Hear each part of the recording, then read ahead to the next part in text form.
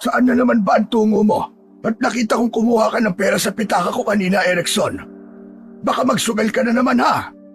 Sinasabi ko na sa'yo, walang maidudulot na maganda ang pagsusugal. Papasarapin ka lang yan sa una, pero sa huli ay magiging luhaan ka rin. Di naman po ako magsusugal, Lolo Emmanuel eh. Bukas na kasi yung perya sa may plaza. Magbibingo po ako. Hindi po ako magsusugal. Sugal pa rin yun, damuho kang bata ka. At kailangan mong tumaya doon. Ikaw talaga, oo. Ibalik mo yung kinuha mong pera at pambili natin yan ng bigas. Sige po, Lolo. Aalis na po ako. Ipagdasal nyo na lang po na mapanalunan ko po yung jackpot. Hoy, Erickson! Bumalik ka rito! Jaskin bata ito! Ibalik mo ang pera ko! Hindi na pinansin ng 20 anyos na si Erickson ang pagtawag ng kanyang Lolo Emmanuel. Mabilis siyang tumakbo palayo sa kanilang maliit na kubo. Sa edad na yun ni Erickson, masasabi niya na pakiramdam niya ay isa pa rin siyang bata, kaya wala pa sa isip niya ang magtrabaho. Nabubuhay sila ng kanyang Lolo Emmanuel dahil sa isang anak ng lolo niya na nasa ibang bansa. Buwan-buwan ay nagpapadala yon sa kanyang lolo. Si Erickson ang paboritong apo ni Lolo Emmanuel. Kaya naman, sunod nito ang mga gusto niya, lalo na nung bata pa siya. Kaya kahit nasa syudad na ang buong pamilya ni Erickson, ay mas pinili pa rin niyang samahan ang lolo niya. Nang makalayo na si Erickson, ay saka lang siya huminto sa pagtakbo at naglakad na lang. Habang tinatahak niya ang daan papuntang peryahan, ay napansin niya ang ilang kalalakihan na may bitbit na mga tandang na manok. Saan kaya sila pupunta? Saka bakit sila may dalang tandang na manok? Huminto si Erickson sa paglalakad. Hindi niya maintindihan, pero tila may kung anong puwersa ang humila sa kanya para sundan ng tingin ang direksyon kung saan papunta ang mga lalaking may bitbit na mga manok. Kaya sa halip na magpatuloy papunta sa peryahan, ay napagpasyahan ng binata na sundan ang mga yun. Habang nakasunod si Erickson sa mga lalaki, ay narinig niya ang unti-unting paglakas ng mga sigawan at hiyawan mula sa hindi kalayuan. Nang makarating siya sa dulo ng isang makitid na daanan, tumambad sa kanya ang isang malawak na lupa na puno ng mga tao. May mga nakatayo sa gilid na abala sa pakikipag-usap, habang ang iba naman ay nakapalibot sa isang bilog na tila may pinapanood sa gitna. Lumapit siya at sumingit sa mga kumpulan, at doon niya nalaman na isang sabungan pala ang lugar na yon. Hindi niya inakala na meron palang ganun sa kanilang lugar. Sa gitna ng bilog, nakita ni Erickson ang dalawang lalaking hawak ang kani-kanilang tandang. Ang kulay ng isang manok ay kulay pula, samantalang ang isa naman ay pinaghalong kulay puti at itim. Nag-abutan ng pera ang mga lalaki na naroon at inilista ng isang lalaki ang mga pustahan. Naguluhan si Erickson sa mga nangyayari sa paligid niya dahil yun ang unang beses na nakapunta siya sa ganung lugar. Pero natutuwa siya at namangha sa mga bagay-bagay na kanyang nakikita. Napansin ni Erickson na may tinanggal ang dalawang lalaki sa paa ng kanilang manok. Ang tinanggal na mga lalaki ay kung tawagin ay bayna. Yun ang ginagamit na pangtakip sa tari upang hindi makasugat. Hanggang sa pumuesto na ang dalawang lalaki sa gitna at binitiwan ang kani-kanilang manok. Agad na nagsimula ang sabong. Mas lalong naging matindi ang sigawan ng mga tao habang pinapanood ang paglalaban ng dalawang manok na walang kaalam-alam na sila ay pinagkakaperahan. Tahimik na nanood si Erickson sa laban. Agad na nagpakawala ng mga tirada ang dalawang manok. Ang bawat paghampas ng mga pakpak at pagkikig ng paa ng mga manok ay mistulang Armalite na maririnig sa buong paligid at sinabayan pa yon ng hiyawan ng mga tao.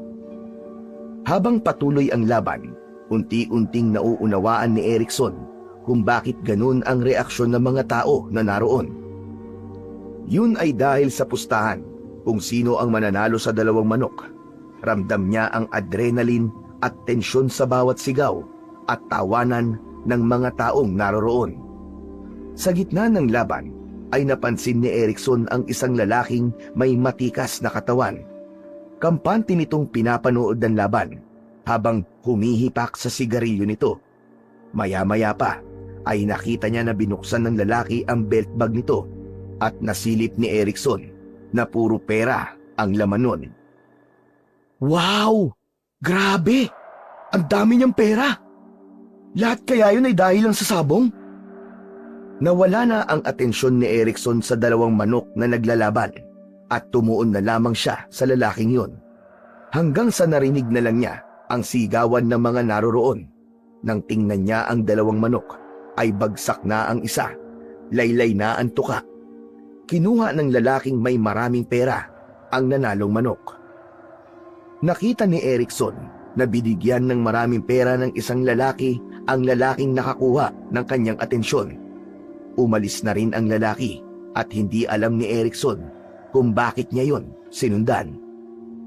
Nakita niya ang lalaki na maayos na inilalagay ang manok sa kulungan na nasa likod ng isang puting pick-up truck.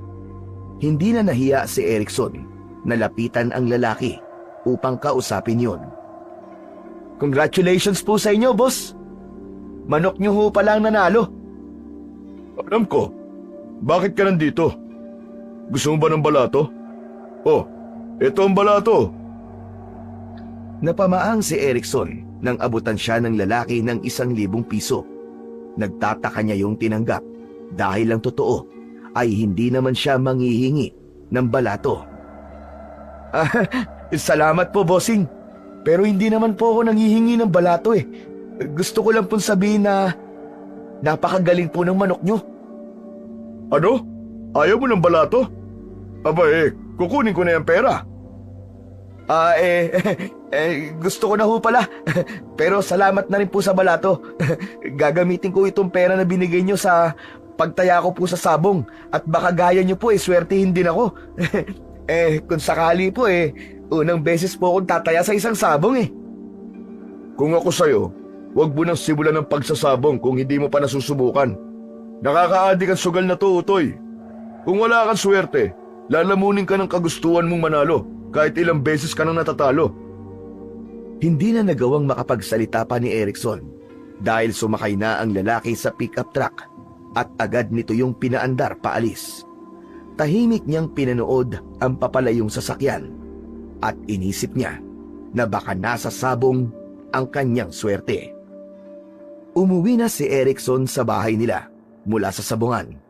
Pagpasok niya sa kanilang bakuran ay naroon si Lolo Emmanuel na nakaupo sa harap ng bahay. Naramdaman niya na kanina pa siya nito hinihintay dahil agad na tumalim ang tingin nito nang makita siya. Ano, Erickson? Ubus na siguro ang perang kinupit mo sa akin, no? Ikaw, ha? Nasasanay ka sa pagkuha ng pera ko nang hindi ka nagpapaalam. Lolo, hindi mo naman kasi ako binibigyan Kasi, sa pagsusugal mo lang dinadala ang pera. Paano kita bibigyan? Hindi naman po ako nagpunta sa peryahan, Lolo Kung ganun, saan ka galing? Lo, meron na po palang sabungan dito sa lugar natin? Sabungan? Huwag mong sabihin na doon ka galing. Kaya nga po nalaman ko, di ba? Kasi doon po ako galing. Si Lolo naman talaga hindi nag-iisip. Anong hindi nag-iisip? Damontres ka, bata ka. Ikaw ang hindi nag-iisip. Ano ka ba, Erickson? Hindi mo ba alam kung anong klaseng bisyo yon? Ang sabong, walang magandang na idudulot yan sa tao. Ang taas naman po kagad ng emosyon nyo, Lolo. Nanood lang naman po ako Hindi po ako nagsugal. Wala po akong balak na tumaya o magsabong. Nakakatuwa lang pong panoorin yung mga manok na naglalaban. Alam mo ba, Erickson? Dati rin akong nawili sa sabong. Akala ko nun, panandalian lang ang lahat. Pero nagtuloy-tuloy na. Kung hindi ko pa napagtanto na wala yung mabuting idudulot sa akin, baka ngayon iniwan na ako ng asawa at mga anak ko. Lahat ng pera ko noon, ubos. Sila talaga. Pati pamilya ko napabayaan ko na. Paano kung mangyari din yun sa'yo? Hindi kumibo si Erickson. Tumango na lang siya. Pero sa totoo lang, hindi niya maalis sa isip ang lalaking nakita niya sa sabungan. Iba ang dating nito, mula sa kilos hanggang sa tila misteryong nakabalot sa pagkatao nito. Hoy Erickson! Nakikinig ka bang bata ka? Opo, nakikinig po ako, Lo. Huwag po kayong mag-alala. Naaaliw lang po talaga ako sa panonood ko ng mga manok na nagsasabong. Hindi po ako tataya dun. Pinapangako ko po sa inyo. Sana nga'y totoo yung sinasabi mo, Erickson, na dahil ang sabong ay sa una ka lang pasasarapin tulad ng ibang sugal. Pero sa huli, ikaw ang mawawalan. Tumango na lang si Erickson at saka siya pumasok sa kanilang bahay. Humiga siya sa papag at habang nakatingin siya sa kisame ay naisip niya na bukas ay muli siyang babalik sa sabungan at baka muli niyang makita ang lalaki na talagang kumuha sa kanyang atensyon. Nang sumunod na araw, sa kabila ng pagtutol ng lolo ni Erickson, ay bumalik pa rin siya sa sabungan. Dala niya ang 1,000 piso na ibinigay sa kanya ng lalaki nung nakaraang araw. Hindi siya mapakali sa ideya na pwede niyang palaguin ang pera na yon at baka sakaling mapasaya niya si Lolo Emmanuel kapag nangyari yon. Pagdating niya sa sabungan, agad niyang hinanap ang nangongolekta ng taya. Naglabas siya ng pera at pinili niya ang manok na sa tingin niya ay malakas. Itinaya niya ang 1,000 piso. Maya-maya pa ay nagsimula na ang sabong. Pinanood niya ang laban ng may halong kaba at pananabik. Ngunit mabilis na natalo ang manok na tinayaan ni Erickson. Parang nawalan siya ng lakas habang pinapanood ang ibang tao na masaya sa kanilang panalo. Ang pera niya na 1,000 piso ay nawala ng parang bula. Bagsak ang balikat na lumayo si Erickson sa sabungan. Natigilan bigla si Erickson nang marinig ang isang pamilyar na boses sa likuran niya. Pinagsabihan na kita, di ba? Na huwag kang tataya. Lumingon si Erickson at nakita niya ang lalaki mula kahapon. Seryoso yung nakatingin sa kanya. Pasensya na po, Manong. Gusto ko lang sanang palaguin yung binigay niyong pera para matuwa sa akin ang lolo ko Pero wala. Talo Kung gusto mo magkapera, magtrabaho ka. Magbanat ka ng buto. Hindi ka yayaman dito sa sabungan. Ako na nagsasabi sa'yo. Wala po akong trabaho, Manong Pero kung meron kang maibibigay sa akin na trabaho, tatanggapin ko yon. Kahit na ano po, gagawin ko. Ngumiti ng bahagya ang lalaki. Talaga? Kahit ano, tatanggapin mo? Opo, para makatulong na rin po ako sa lolo ko. At, teka, ano nga po palang pangalan nyo? Diego. Ikaw? Erickson po. May trabaho ka bang pwedeng ibigay sa akin, bossing? Kahit anong klaseng trabaho po, basta wag lang illegal. Tatanggapin ko po. Ang totoo niyan nangangailangan ako ng isang tao. Sige, mamaya. Pagkatapos itong sabong, sumama ka sa akin sa bahay ko. Tinitigan ni Diego si Erickson ng diretso sa mata bago ito muling umalis para ihanda ang manok na ilalaban nito. Ang totoo niyan ay biglaan ang pagsasabi ni Erickson na gusto niya ng trabaho. Hindi naman niya akalain na meron palang ibibigay na trabaho sa kanya si Diego. Napasubo siya kaya kailangan niya na yung panindigan. Matapos makipagsabong ni Diego ay sumama si Erickson sa lalaki. Pinasakay siya ni Diego sa pick-up truck nito. Habang nagmamaneho naman si Diego ay hindi napigilan ni Erickson ang magtanong sa lalaki. Ayos mamahalin po siguro tong sasakyan nyo, Boss Diego. Siguro, ang dami mo nang naipon sa sabong, no? Ngumiti lang si Diego at hindi sumagot. Tuloy lang ito sa kanyang pagmamaneho. Makalipas lamang ang ilang minuto, ay nakarating na sila sa isang malawak na lupaing napapalibutan ng mga puno at bakod. Sa gitna nun ay may isang malaking bahay na yari sa bato at kahoy. Mistulang isang modernong farmhouse yon. Sa likuran ng bahay ay puno ng kulungan ng mga manok. Bumaba sila mula sa sasakyan at luminga si Erickson sa paligid ng may labis na pagkamangha. Wow! Grabe, Boss Diego! Ganito kalaki ang bahay mo? Ang dami pang manok! Nakahilero! Ang ganda pagmasdan! Ang lawak! Bossing, katas ba ng sabong ang lahat ng to? Oo naman. Ganito pala talaga ang kita sa sabong, no? Bakit ayaw mo ako magsabong, bossing? Malay mo, di ba? Magkaroon din ako ng ganito dahil sa sabong. May swerte ako, Erickson. Pero hindi lahat ng tao may ganon. Anong swerte ang ibig mong sabihin, bossing? Akala ko ba sumama ka rito dahil kailangan mo ng trabaho? Oo nga, bossing. Pasensya na, bossing ha. Ang dami kong tanong. Anong klaseng trabaho ba ang sinasabi nyo? Dahan-dahang naglakad si Diego papunta sa kulungan ng mga manok habang nakasunod naman si Erickson. Madaling trabaho lang. Tagapangalaga ng mga manok ko. Siguraduhin mong maiinumin silang tubig palagi. Pakainin mo sila ng 2 beses sa isang araw. Umaga at isa bago dumilim. Kayang-kaya ko yan, bossing. Madali lang pala eh. Tuwing Lunes, Miyerkules at Biyernes, bigyan mo rin sila ng multivitamins. Kailangan malusog ang mga manok ko dahil pansabong silang lahat. Dapat nakakondisyon palagi. Ayos, bossing. Kaya kong lahat yan. Bossing, magkano naman pala ang sahod ko? Kada linggo, bibigyan kita ng 2,000 piso bilang sahod. Kung maganda ang trabaho mo, pwede pang tumaas yun. Biglang lumiwanag ang mukha ni Erickson sa kanyang narinig. Talaga, bossing? Sige, tatanggapin ko. Nagkamayan sila bilang tanda ng kanilang kasunduan. Ngunit hindi pa rin maalis sa isip ni Erickson ang tanong tungkol sa swerte na sinasabi ni Diego. Nakangiti siya, pero sa loob-loob niya ay alam niyang may kakaiba kay Diego na nais niyang tuklasin.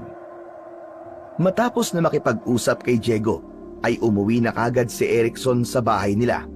Nakangiti siyang pumasok sa pintuan at nadatnan niya ang kanyang lolo Emmanuel na abala sa paghuhugas ng mga gulay sa kusina. Lolo!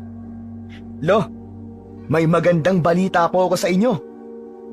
Sa pagkakakilala ko sa iyo, kahit minsan ay wala kang dinalang magandang balita. Ano na namang kalokohan yan?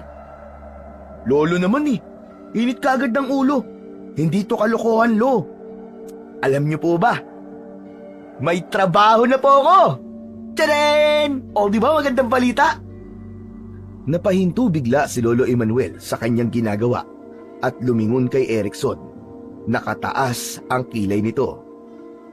Trabaho? Ikaw? Aba, hindi nga.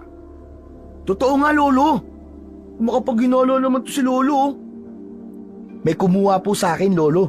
Tagapangalaga po ng mga manok na pangsabong. Napakunot ang noo ni Lolo Emmanuel. Tila iniisip kung seryoso ang kanyang apo. Abay, sino nagtiwala sa'yo na alagaan ang mga manok nila? Baka naman, gawa-gawa mo lang yan ha, para makaalis ka palagi dito sa bahay at makaiwas ka sa mga gawain. Lolo, nagsasabi po ako sa inyo ng totoo. Kay Boss Diego po ako magtatrabaho, yung lalaking nakilala ko po sa sabungan. Sabi ko na sa inyo may magandang mangyayari sa akin sa sabungan na yun Lo, kung makikita nyo lang po, grabe. Sobrang laki po ng farm niya. Ang daming manok, mga nakahilera po. At kailangan niya po ng tagapangalaga ng mga manok niya. Kaya yun, sakto, ako po ang kinuha niya. Kung totoo man yan, Erickson, abay siyempre, masaya ako para sa'yo. Dahil sa wakas, naisipan mo ring magbanat ng buto. Siyempre naman po, Lo. Ayoko na rin kasing laging napapagalitan nyo Para kapag may trabaho na po ako, hindi na po ako kukupit ng pera sa inyo, o di ba? Ay nako, Sana nga yung trabahong yan ang maging daan para tumigil ka na sa pangungupit sa akin para lang makapagsugal ka. Titigil na po ako sa pagsusugal, Lo. Huwag po kayo mag-alala. Magpo-focus na lang po ako sa trabaho ko kay Bossing Diego. Mabuti naman kung ganon. Sana ipanindigan mo yung mga sinasabi mo sa akin ngayon. Ngumiti si Erickson at naging masaya siya dahil sa wakas ay magkakaroon na siya ng kakayahan na makatulong sa kanyang lolo Emmanuel. Nang sumunod na araw ay nagbago na ang routine ni Erickson. Simula noon ay araw-araw na siyang gumigising ng maaga upang magtungo sa bahay ni Diego upang magtrabaho. Mabilis siyang nasanay sa amoy ng mga manok. Sinikap niyang magawa ng maayos ang kanyang mga trabaho. Inalagaan niya ng mabuti ang mga manok ni Diego at siniguro niya na laging nasa kondisyon ang mga yon. Sa bawat araw na kasama ni Erickson si Diego, ay unti-unti niya itong nakikilala. Tahimik na tao si Diego, pero mabait ito at madaling makagaanan ng loob. Kung minsan, kapag may laban si Diego sa sabungan, ay sinasama niya si Erickson. Sa tuwing nananalo ang mga manok ni Diego, ay palaging may balato si Erickson sa kanya, kahit maliit lang. Pakiramdam ni Erickson, para na siyang bahagi ng tagumpay ng lalaki sa bawat laban ng mga manok nito. Ngunit may isang bagay na bumabagabag kay Erickson. Ramdam kasi niya na tila may lihim itong itinatago. Tuwing sinisubukan niyang magtanong o magbiro tungkol sa loob ng bahay ni Diego, palaging inililihis ng lalaki ang usapan. Ni minsan ay hindi siya pinapasok ni Diego sa loob ng malaki nitong bahay, kahit gustong-gusto niyang makita ang interior ng napakagandang bahay na yun. Nang dumating ang unang araw ng sahuran, ay sobrang saya ni Erickson. Ang pinaghirapan niya sa loob ng isang linggo ay nagbunga ng pera na sa tingin niya ay nararapat na ibigay niya sa kanyang lolo. Kaya pag uwi niya, iniabot niya ang buong halaga ng sinahod niya kay Lolo Emmanuel. Labis ang tuwa ng kanyang lolo at tila napawi ang lahat ng pagdududa nito kay Erickson. Sa unang pagkakataon, naramdaman ni Erickson na ipinagmalaki siya ng kanyang lolo, kaya mas lalo pa niyang ginustong pagbutihin ang kanyang trabaho. Sa paglipas ng mga linggo, lalong naging malapit sina Erickson at Diego. Naging madalas ang kanilang biruan at usapan, at magkaibigan na ang turingan nila sa isa't isa. Madalas silang magkasama sa sabungan, at tuwing may laban si Diego, palaging naroon si Erickson bilang taga-suporta. Unti-unti, nagsimula ng magtiwala si Diego kay Erickson, at ganun din si Erickson kay Diego. Isang araw, habang nasa sabungan, ay napansin ni Erickson ang isang kaguluhan sa isang sulok. May grupo ng 5 malalaking lalaki na binugbog ang isang matandang lalaki na walang kalaban-laban. Kitang-kita sa mukha ng matanda ang hirap at takot, habang walang awa itong sinisipa at sinusuntok ng grupo. Hindi na nagdalawang isip si Erickson na tulungan ang matandang lalaki, pero nang ihahakbang pa lang niya ang kanyang mga paa, ay bigla siyang hinawakan ni Diego sa braso. Mahigpit ang pagkakahawak nito. Huwag kang makikialam kung gusto mong pang mabuhay. Pero tignan mo, hindi naman tama yung ginagawa nila, matanda na yung tao. May lolo rin ako. Hindi ko kayang manood lang, Boss Diego. Grupo ni Baron ang mga yon. Malakas ang kapit niya sa mga pulis dito. Kahit anong gawin nila, walang naglalakas loob na kumalaban sa kanila. Kapag kinalaban mo ang grupo ni Baron, ay para kang bumangga sa matibay na pader. Muling napatingin si Erickson sa grupo, at doon niya nakita si Baron, ang leader ng grupo na yon. Matangkad ito, at sa tingin niya ay nasa 6 na talampakan ang taas nito. Meron itong matipunong pangangatawan at may malaking peklat sa pisngi. Napansin ni Baron si Diego at Erickson na nakatingin dito. Lumapit ito kasama ang mga tauhan nito at tumigil sa harapan nila. Mayabang kung makatingin si Baron, na para bang pakiramdam nito ay nakatataas ito sa lahat. Diego! Panalo na naman ang manok mo kanina. Dapat siguro, bahagi mo naman sa akin kung ano ang sikreto mo. Bakit kahit kailan, hindi natatalo ang mga manok mo? Wala akong sikreto, Baron. Magaling lang talaga ako magkondisyon ng mga manok ko bago sumabak sa laban. Tumaas ang kilay ni Baron at tila hindi kumbinsido sa sagot ni Diego. Itinuro nito si Erickson. Sino naman ito? Ngayon ko lang nakita yan dito sa sabungan. Si Erickson, kaibigan ko. Bago nga lang siya dito. Nilingon ni Baron si Erickson at naramdaman ni Erickson ang kaba sa kanyang dibdib. Ang titig ni Baron ay parang nanunuot sa kaloob-looban ng kanyang kaluluwa. Huwag kang magkakamali, bata. Malupit ang mundo ng sabong. Sana alam mo ang pinapasok mo. Pagkatapos nun ay tumalikod na si Baron kasama ang grupo nito, saka umalis. Nanatili naman si Erickson na nakatingin sa mga yon habang hindi naaalis ang kaba sa kanyang dibdib. Sinabi ko na sa'yo huwag mo nang pansinin ang mga ginagawa ni Baron. Mapanganib siyang tao, Erickson. Yan ang tatandaan mo. Habang pinagmamasdan ni Erickson ang papalayong grupo, dama niya ang bigat ng babala ni Diego. Noon lang siya nakaramdam ng ganong klaseng takot at alam niya na sa pagkakataon na yon ay kailangan niyang sundin ang mga sinabi ni Diego. Isang hapon, tapos na ang trabaho ni Erickson sa manukan. Naglakad na siya papunta sa gate ng bahay ni Diego. Bit-bit ang kanyang bag nang mapansin niya ang nakabukas na bintana sa sala ng bahay. Matagal na niyang gustong makita ang loob ng bahay ni Diego, kaya't hindi niya napigilan ang kanyang sarili na magtungo roon para sumilip. Ayos, nakabukas ang bintana. Sisilip lang ako. Wala naman sigurong masama eh. Lumapit si Erickson sa bintana at dahan-dahang sumilip. Sa loob, nakita niya si Diego na nakaluhod sa sahig. Hawak nito ang isang bagay na bilog at tila inuusalan nito yon ng kung anong dasal. Alam niya na ang bagay na yon ay ang kwintas na palaging suot ni Diego. Biglang dumilat ang mga mata ni Diego at diretso itong tumingin kay Erickson. Nagulat naman si Erickson. Naisipan niyang tumakbo pero naisip niya na wala na yung silbi dahil nakita na siya nito. Nako, pasensya ka na, bossing. Hindi ko sinasadya. Magpapaalam lang po sana ako eh. Pauwi na kasi ako. Hindi nagsalita si Diego. Tumayo ito, dala ang kwintas at lumabas ng bahay. Dumiretso ito kay Erickson. Ilang beses ko na sinabi sa'yo, Erickson. Bawal kang pumasok sa loob ng bahay ko. Hindi naman po ako pumasok, Boss Diego eh. Nasa labas lang po ako at sumilip lang po sa bintana.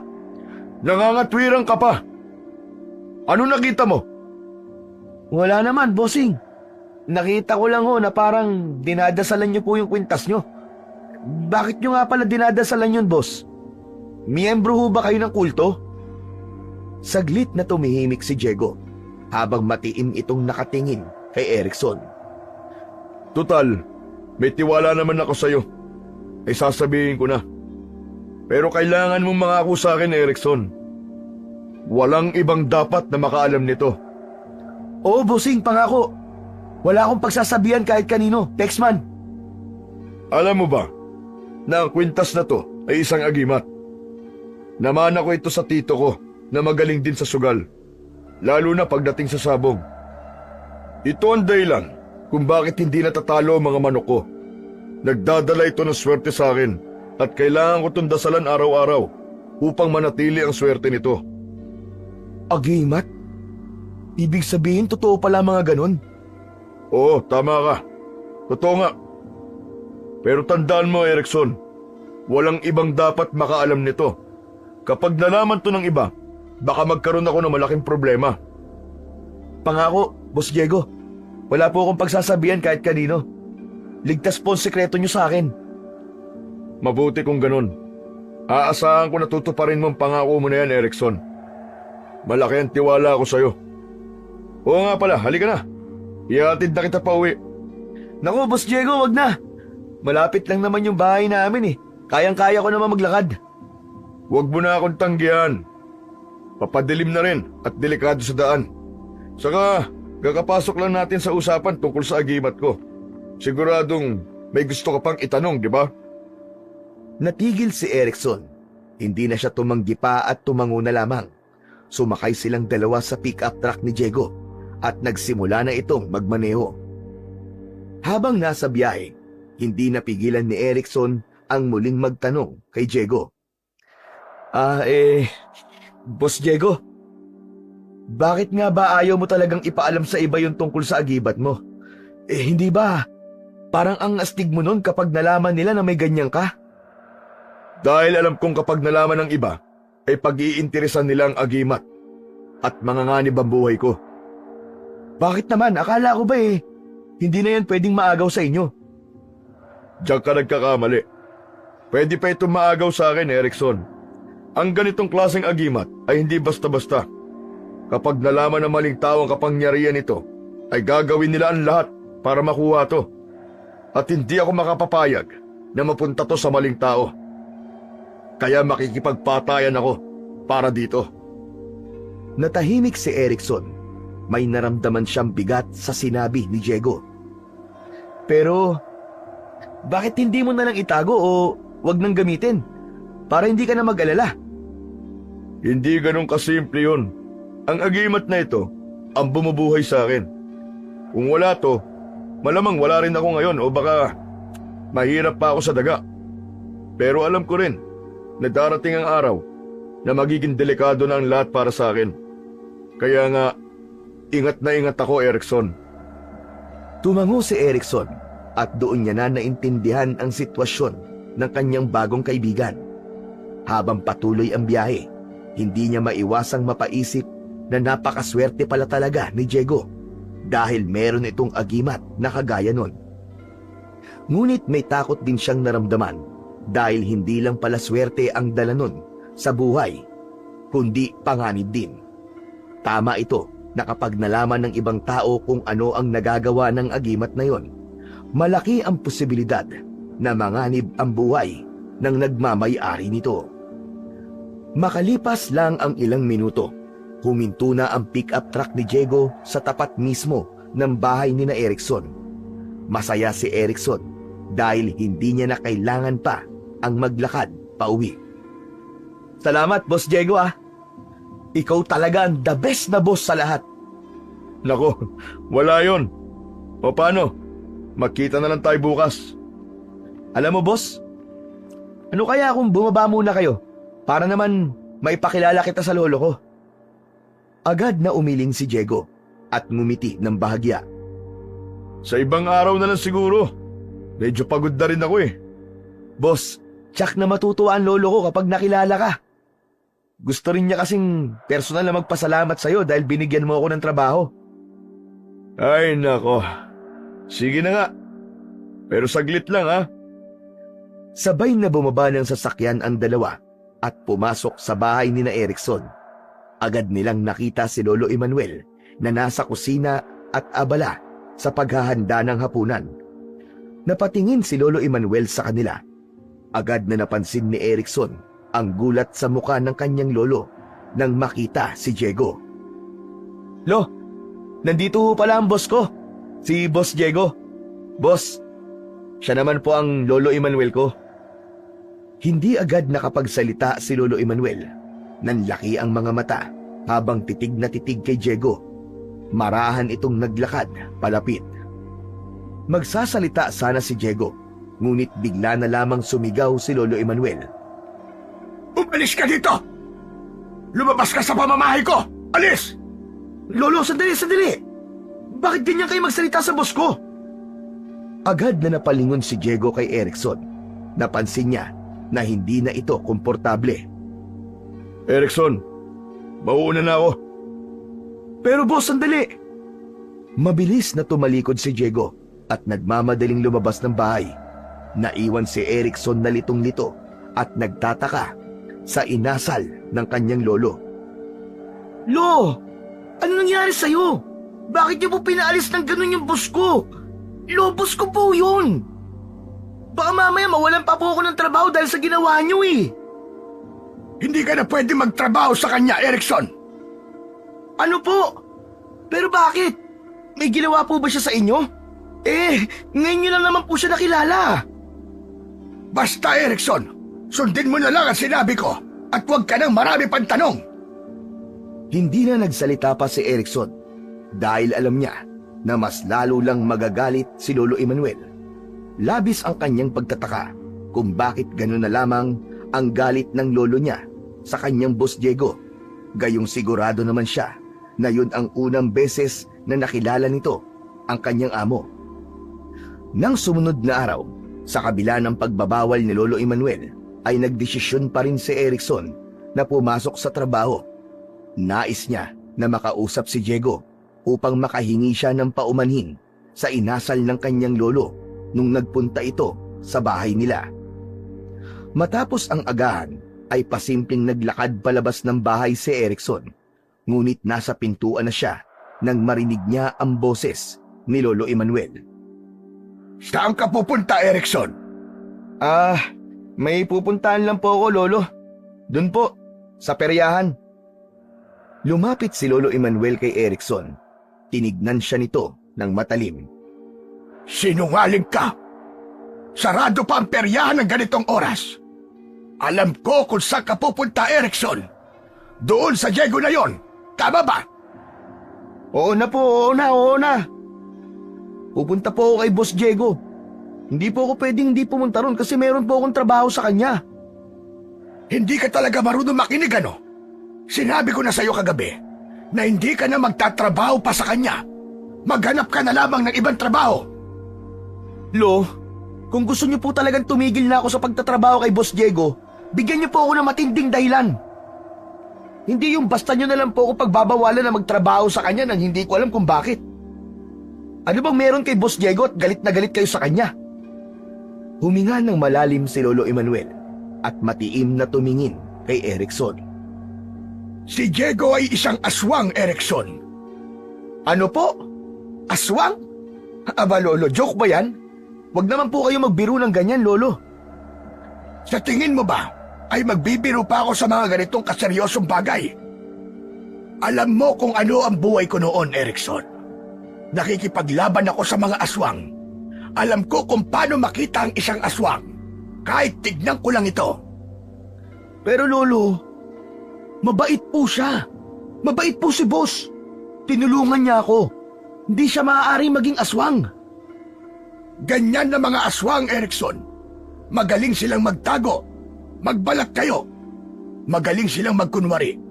Pero hindi mo alam kung ano ang kaya nilang gawin kapag nakakita sila ng pagkakataon para patayin ka. Pinoprotektahan lamang kita mula sa kanya. Kaya ayoko na magtrabaho ka pa sa kanya. Ayoko may mangyari sa iyong masama. Kaya sundin mo na lamang ang utos ko, Erickson. Tila umurong ang dila ni Erickson sa isiniwalat ni Lolo Emmanuel. Ngunit sa huli, nagpasya siyang sundin ang lolo niya. Pero sa puso niya, isang bahagi pa rin ang ayaw maniwala na ang kanyang boss at kaibigan ay isa palang aswang. Lumipas ang mga araw na walang ibang iniisip si Erickson kundi ang pagiging aswang ni Diego. Hindi pa rin niya matanggap ang sinabi ng kanyang Lolo Emmanuel na si Diego na kanyang boss, ang taong nagbigay sa kanya ng trabaho at itinuring niyang kaibigan, ay isang aswang. Paulit-ulit niyang binalikan ang mga araw na magkasama sila ni Diego, ang paraan ng pagtawa nito, ang pagiging maalalahanin at ang likas nitong kabaitan. Wala siyang maalala ni isang insidente na nagdulot sa kanya ng pagdududa. Lahat ng kilos ni Diego ay normal, kahit ang pagiging mapagkawang gawa nito sa mga nangangailangan ay tila salungat sa imahe ng isang halimaw na nagpapanggap bilang isang tao. Ngunit kahit anong gawing pilit niyang isipin ang mga mabubuting bagay tungkol kay Diego, nananatili sa likod ng kanyang isip ang sinabi ng kanyang lolo. Kilala niya si Lolo Emmanuel. Hindi ito magbibiro o magsisinungaling tungkol sa isang bagay na kasing seryoso ng pagiging aswang. Ang mga kwento ng kanyang lolo nung bata pa siya tungkol sa pakikipaglaban nito sa mga halimaw sa dilim ay bumalik sa kanyang alaala. Alam niyang may kakayahan itong makilala ang isang aswang na nagtatago bilang isang tao. Gayunpaman, ang isang bahagi ng puso ni Erickson ay tila hindi pa rin kumbinsido. May bahagi nun na gustong baliwalain ang babala ng kanyang lolo at bumalik kay Diego upang itanong kung ano ang katotohanan. Ngunit kasabay ng kagustuhang yon ay ang takot na baka mapahamak siya sa kamay ni Diego kapag nalaman nito na alam na niya ang totoo nitong katauhan. Isang umaga, mag-isa si Erickson sa bahay dahil may binili sa tindahan ang kanyang Lolo Emmanuel. Nakaupo siya sa mahabang bangko sa labas ng kanilang bahay habang may hawak na isang tasa ng kape. Nakatingin siya sa kawalan habang ang utak niya ay patuloy na iniisip ang pagiging aswang ng boss niyang si Diego. Maya-maya pa ay tumigil ang isang pick-up truck sa tapat ng bahay nila. Kinabahan si Erickson dahil alam niya na pagmamay-ari ni Diego ang naturang sasakyan. Parang may malamig na hangin na dumaan sa kanyang likuran. Hindi nagtagal ay bumaba na ng sasakyan si Diego at naglakad palapit sa kanya. Erickson, kumusta ka na? Hindi agad nakapagsalita si Erickson. Pinilit niyang kumalma, pero dama niya ang kabang bumalot sa buo niyang pagkatao. Anong ginagawa niyo ho rito? Nag-aalala kasi ako sa'yo eh. Ilang araw ka nang hindi pumupunta sa manukan. Namimiss ka na ng mga manok ko. Baka nga nagtatampo naman ngayon sa'yo eh. Kasi di ka na nagpapakita sa kanila. Napangiti si Erickson ng bahagya, pero agad yung nawala. Tumayo siya at huminga ng malalim. Boss, hindi na po ako magtatrabaho sa inyo eh. Pinagbawalan na po ako ng lolo ko. Humanap na lang po kayo ng iba na mag-aalaga sa mga manok nyo. Ha? Abay bakit naman? Ano ang dahilan? Hindi makasagot si Erickson, ngunit sa pagkakataon na yon ay dumating na si Lolo Emmanuel. Agad nitong hinarap si Diego. Ay ikaw! Umalis ka rito, Diego! Wala kang karapatan na lumapit sa apo ko! Sandali lang po, Mang Emmanuel. Bakit ba kayo galit sa akin? Anong kasalanan ko sa inyo? Hindi sumagot si Lolo Emmanuel. Sa halip, pumasok ito sa bahay. Nagkatinginan sina Erickson at Diego. Halatang nagtataka si Diego habang si Erickson naman ay hindi mapakali.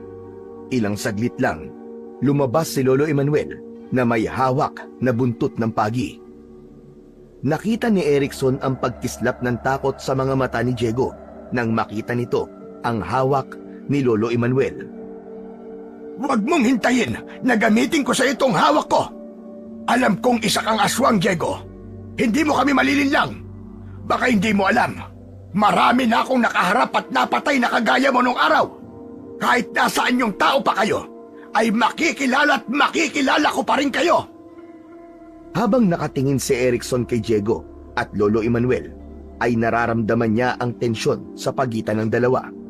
Makalipas lamang ang ilang sandali, ay isang malalim na paghinga ang pinakawalan ni Diego. Tama ka, Mang Emmanuel. Isa nga akong aswang. Kung ganun, lumayas ka rito! At kung hindi mo titigilan ang apo ko, mapipilitan akong bumalik sa pagiging manunugis at sisiguraduhin kong bukas na bukas ay wala ka ng hininga! Hindi umatras si Diego, bagkus na natili itong nakatayo ng kalmado. Naiintindihan ko po ang galit nyo. Pero hindi ako kagaya ng mga aswang na nakalaban mo nun. Hindi ho ako pumapatay ng tao.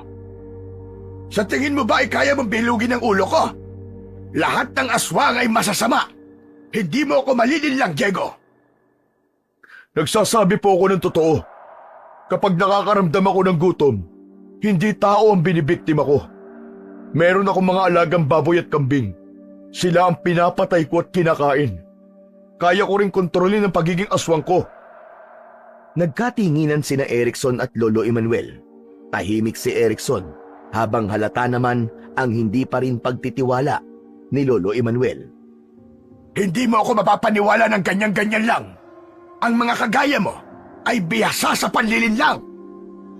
Kung totoo ngang marami ka ng napatay na aswang, alam mo dapat kung paano malalaman kung kumakain at pumapatay ng tao ang isang aswang. Handa akong patunayan sa'yo na hindi ako kagaya ng iniisip mo. Sandaling katahimikan ang namayani sa tatlo. Matamang tinitigan ni Lolo Emanuel si Diego na para bang sinusukat nito kung nagsasabi ito ng totoo o hindi. Sa huli, humakbang ito palapit kay Diego. Sige, pero tandaan mo, Diego, kapag nalaman ko nagsisinungaling ka, dito na matatapos ang buhay mo. Tumango si Diego at dahan-dahan itong binuka ang bibig. Lumapit pa si Lolo Emanuel at maingat na sinilip ang loob ng bibig ni Diego. Makalipas ang ilang sandali, ay umatras si Lolo Emanuel. Hindi ka nga kumakain o pumapatay ng mga tao. Hindi po ako lumaki sa karahasan, Mang Emanuel. Ang nais ko lang ay mamuhay ng normal kagaya niyong mga tao. Kung iniisip mo may balak ako masama kay Erikson, nagkakamali ho kayo. Kung gusto ko siya saktan, matagal ko na po sanang ginawa. Maraming beses na ako nagkaroon ng pagkakataon, pero nakakauwi pa rin siya sa inyo ng buhay at ligtas. Hindi kumibo si Lolo Emanuel. Ramdam ni Erikson ang pagkapahiya nito. Kung may tiwala po kayo sa akin, aasahan ko si Erikson bukas ng umaga sa manukan ko. Gusto ko ang trabaho niya. Mahusay po siya, masipag at maaasahan. Isa pa, malaki ang tiwala ko sa kanya. Pero kung hindi na siya babalik, maiintindihan ko rin naman po kung ano man ang desisyon niya, ay irerespeto ko yun. Matapos yun, ay tumalikod na si Diego at naglakad pabalik sa sasakyan nito. Nang makasakay na ito doon, ay agad nito yung pinasibad palayo. Pagkaalis ng sasakyan ni Diego, ay tahimik na pumasok sina Erikson at Lolo Emanuel sa kanilang bahay. Litong-lito pa rin si Erikson, samantalang si Lolo Emanuel ay tahimik na umupo at tila nahulog sa malalim na pag-iisip. Lolo, naniniwala po ba kayo sa sinabi ni Boss Diego? Oo, Erikson. Sa palagay ko ay nagkamali ako sa kanya.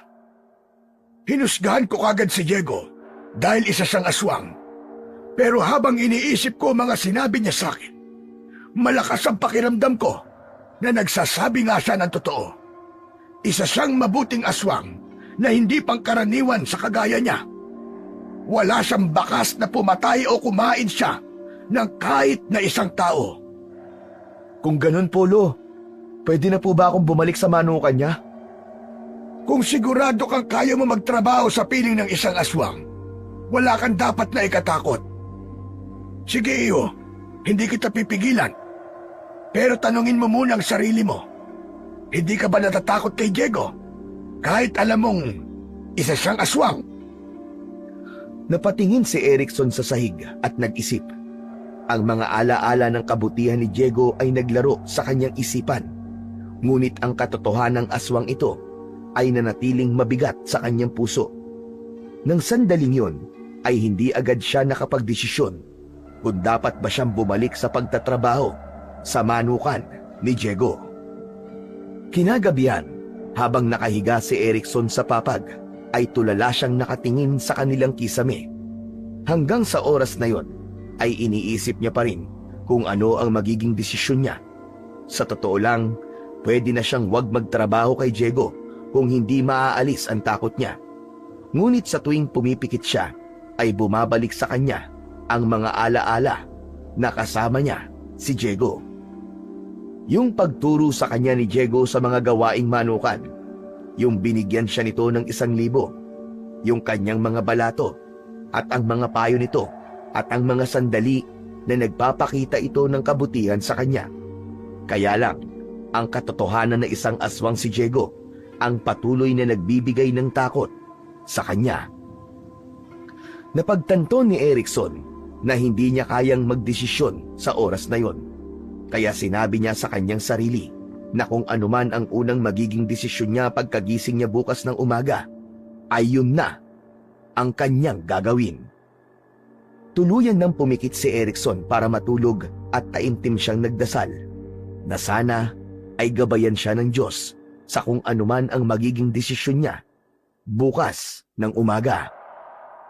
Kinaumagahan, nagising si Erickson sa sinag ng araw na tumatagos mula sa nakabukas na bintana sa kwarto nila ni Lolo Emmanuel. Siya na lamang ang naroroon at wala na sa tabi niya ang kanyang lolo. Sa pagbukas ng kanyang mga mata, isang malinaw na sagot ang agad na pumasok sa kanyang isip. Babalik ako. Magpapatuloy ako sa pagtatrabaho kay Boss Diego. Agad siyang bumangon at lumabas ng kwarto. Nakita niya si Lolo Emmanuel na nag-aayos ng lamesa para sa almusal nila. Aba, gising ka na pala. Kumusta naman ang tulog mo? Ayos naman po, Lo. Lo. Oo nga po pala. Nakapagdesisyon na po ako. Babalik po ako sa manukan ni Boss Diego. Tumigil sandali si Lolo Emmanuel at tinitigan si Erickson. Maya-maya pa ay sumilay ang isang ngiti sa mukha nito. Mabuti kung ganun na po. Natutuwa akong nagpasya ka ayon sa nararamdaman mo. Ang importante lang naman alam mong kaya mo nang magdesisyon para sa sarili mo. Matapos ang kanilang almusal, ay inayos ni Erickson ang kanyang sarili. Matapos yun, ay nagpaalam na siya kay Lolo Emmanuel upang magtungo sa bahay ni Diego. Lo, alis na po ako. O sige, mag-iingat ka, Erickson, at pagbutihin mo ang trabaho mo. Tumango si Erickson at naglakad palabas ng bahay habang tinatahak niya ang daan patungo sa manukan ni Diego. Dama niya ang bahagyang kaba, pero mas lamang ang saya niya dahil alam niya na tama ang desisyon niyang yon. Nais pa rin niyang magtrabaho kay Diego kahit na isa pa itong aswang dahil naniniwala siya sa kabutihan na meron ang puso nito. Pagdating ni Erickson sa bahay ni Diego ay nakita niya itong nasa manukan. Abala si Diego sa pagpapakain ng mga manok. Nakasuot pa si Diego ng lumang sombrero at baka sa mukha nito ang pagod pero may kasiyahan sa ginagawa. Napansin ni Erickson ang lalagyan ng pagkain na hawak nito. Agad siyang lumapit at nakangiti niyang kinuha ang lalagyan ng pagkain kay Diego. Boss Diego, akin na po yan. Trabaho ko po yan eh. Napatingin si Diego sa kanya. Gulat na gulat ito nang makita siya. Saglit itong natigilan bago nagliwanag ang mukha nito na sinundan ng malaking ngiti. Erickson! Bumalik ka! Pinayagan ka ba ng Lolo Emmanuel mo na magtrabaho ulit sa akin? Opo, boss. Pero sabi po ng lolo ko, ako raw po ang dapat magdesisyon. Kaya ito po, nagdesisyon po ako. Itutuloy mo ang pagtatrabaho mo dito? Oo naman, Boss Diego. Nako, maraming salamat, Erickson. Alam mo, namimiss ka na talaga ng mga manok ko eh. Kahit ako, miss na rin kita. Pero tanong ko lang, sa mga nalaman mo, hindi ka ba natatakot sa akin? Ngayong alam mo na kung ano talaga ako. Alam nyo, bossing, sa totoo lang po natakot talaga ako, di ba? Kahit sino naman po. Sino ba naman ang hindi matatakot sa isang aswang? Pero naisip ko rin na wala po akong dapat ikatakot sa inyo. Dahil na siguro naman po ni Lolo na hindi ka po pumapatay ng tao. At kagaya po ng tiwala nyo sa akin, boss, malaki din po ang tiwala ko sa inyo. Nako, maraming salamat, Erickson. Malaking bagay na nandito ka na ulit. At dahil alam mo na ang lahat-lahat sa akin, kahit anong oras na gusto mo, ay pwede ka nang pumasok sa bahay ko. Hindi mo na kailangan magpaalam. Yes! Sa wakas, makikita ko na rin po ang loob ng mansyon nyo, bossing. O paano? Magtrabaho ka na muna dyan ha. Tapos mamaya maghahanda ako ng merienda. Ikaw na ang bahala dyan ha. Masayang tumango si Erickson. Pakiramdam niya ay mas naging palagay ang loob ni Diego sa kanya dahil wala na itong inililihin sa kanya. Matapos mapakain ni Erickson ang mga manok, ay pumasok na siya sa loob ng bahay ni Diego. Napanganga siya sa pagkamangha dahil maayos at malinis ang loob ng bahay. Nakita niya si Diego sa kusina at agad siya nitong pinapunta roon. Oh, ikaw pala Erickson. Halika, maupo ka na. Ihahanda ko ng merienda natin. Umupo na sa hapagkainan si Erickson at habang naghihintay sa paghahanda ni Diego ng pagkain, ay pinagmasdan niya ang buong paligid. Napansin niya ang malaking lamesa na naroon na napapalibutan ng maraming upuan. Nagtaka siya kung bakit ganun karami ang upuan sa hapagkainan sa bahay ng isang taong mag-isa lang naman doon. Hindi niya napigilang magtanong nang dumating si Diego, dala ang pinggan ng kakainan at 2 baso ng malamig na orange juice. Umupo na rin ito sa tapat niya. Boss Diego, tanong lang po. Napansin ko kasi bakit po ang daming upuan dito? Nasaan po ba ang pamilya nyo? Wala na sila, Erickson. Mag-isa na lang ako. Paano pong wala na sila? Nasa ibang bansa ba sila lahat o nakatira sa ibang lugar? Pinatay sila ng mga tao nung nalaman nilang aswang ang pamilya ko. Pero ang totoo, hindi kami pumapatay ng tao, Erickson. Kahit kailan, hindi namin ginawa yon. Pinatay sila at nasaksihan ko ang lahat habang nakatago ako. Bahagyang naluwa si Erickson sa sinabi ni Diego. Hindi niya maisip kung gaano kasakit na makita na pinapatay ang iyong pamilya. Nakaligtas ako nun. Nagawa kong makatakas at makalayo. Doon na ako kinupkop ng tito ko na siya nagbigay sa akin ng agimat na swerte sa sugal at siya rin ang tumulong sa akin para makontrol ko ang pagiging aswang ko. Napabuntong hininga si Diego at bahagyang ngumiti. Pero sa kabila ng ngiti nito ay bakas pa rin sa mata nito ang lungkot. Alam mo kung bakit marami pa rin upuan dito? Iniisip ko kasi nakasama ko pa rin na kumakain dito ang buong pamilya ko. Para kahit papano, pakiramdam ko hindi ako nag-iisa. Nanahimik ng sandali si Erickson. Damang-dama niya ang lungkot sa boses ni Diego. Boss, pasensya na po kung natanong ko pa yon. Hindi ko kasi alam na gano'n na nangyari sa kanila. Ayos lang, Erickson. Alam kong hindi mo naman sinasadya. Kahit paano ay gumaan din ang pakiramdam ko kapag naikikwento ko yun sa ibang tao. Nagsimula na silang kumain na 2. Marami pa silang napag-usapan at dahil doon ay mas lalo pa nilang nakilala ang isa't isa. Pagsapit ng hapon ay tinapos na ni Erickson ang trabaho niya sa manukan ni Diego. Nagpaalam na siya rito at ihahatid pa sana siya nito, pero tumanggi na siya at alam niya na malaking abala na yon para sa kanyang boss. Habang naglalakad pa uwi si Erickson mula sa bahay ni Diego, ay hindi niya alam kung bakit bigla siyang kinabahan sa dahilan na hindi niya alam. Naisip niya ang kanyang lolo, kaya binilisan niya ang paglalakad. Ngunit biglang may humintong isang lumang itim na SUV sa tabi niya, kaya napahinto na rin siya sa paglalakad. Bumukas ang bintana at sumilip roon si Baron. Ngumisi ito na parang may hindi maganda itong gagawin. Oh, Erickson! Sakay na! May pupuntahan tayo. Hindi nakapagsalita si Erickson. Sumilip siya sa loob ng sasakyan at nakita niya ang 5 lalaki na kasama ni Baron. Lahat ng lalaki ay nakatingin sa kanya na mas lalong nagpatindi sa takot na kanyang nararamdaman. O ano, Erickson? Tutulala ka na lang ba niyan? Hindi mo ba narinig ang sinabi ko sa'yo? Pasensya na Baron Kailangan ko nang umuwi. Naghihintay na ang lolo ko sa akin. Alam niya na pauwi na ako. Biglang naglaho ang ngiti ni Baron. Alam mo, Erickson, ang ayaw na ayaw ko sa lahat ay yung tinatanggihan ako.